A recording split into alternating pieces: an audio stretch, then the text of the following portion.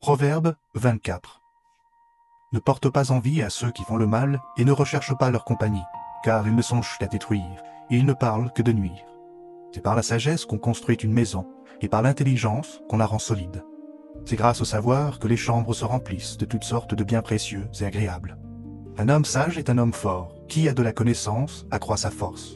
En effet, c'est par une bonne stratégie que tu gagneras la bataille, et la victoire s'acquiert grâce à un grand nombre de conseillers. Pour l'insensé, la sagesse est trop élevée.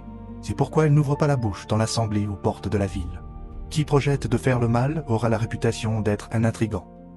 Les machinations insensées sont coupables, et le moqueur se rend odieux.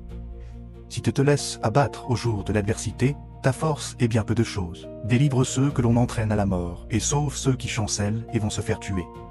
Car si tu dis « je ne le savais pas », celui qui sait ce qui se passe au fond des cœurs, ne discerne-t-il pas, lui?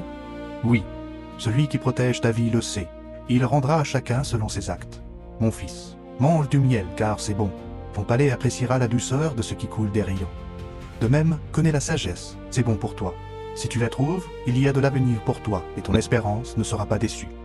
Ne tends pas de piège comme un méchant contre la maison du juste et ne détruis pas sa demeure. Car même si le juste tombe 7 fois, il se relèvera, alors que les méchants s'effondrent dans le malheur. Si ton ennemi tombe, ne t'en réjouis pas. Que ton cœur ne jubile pas s'il s'effondre, car l'Éternel le verrait d'un mauvais œil, et sa colère risquerait de se détourner de lui. Ne t'irrite pas au sujet de ceux qui font le mal, et n'envie pas les méchants, car ceux qui font le mal n'ont pas d'avenir, et la vie des méchants s'éteindra. Crains l'Éternel, mon fils, ainsi que le roi. Ne t'associe pas à ceux qui veulent tout bouleverser, car leur ruine viendra de façon soudaine, et qui sait quel malheur l'Éternel et le roi peuvent leur causer. Voici encore des proverbes émanant des sages. La partialité, en justice, est une mauvaise chose. Un juge qui dit à un criminel « Tu es innocent » s'attire la malédiction des foules et l'indignation des gens.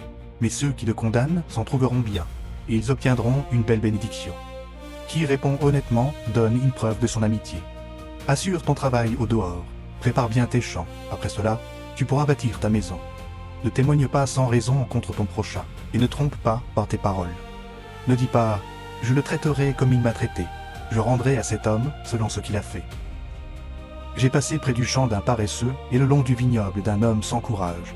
Et voici que les orties avaient tout envahi, les ronces recouvraient le sol et le muret de pierre était en ruine. En voyant cela, je me suis mis à réfléchir et j'ai tiré une leçon de ce que j'ai observé. Je vais juste faire un petit somme, dis-tu, juste un peu m'assoupir, rien qu'un peu croiser les mains et rester couché un instant. Bon. Et pendant ce temps, la pauvreté s'introduit chez toi comme un rôdeur, et la misère comme un pillard.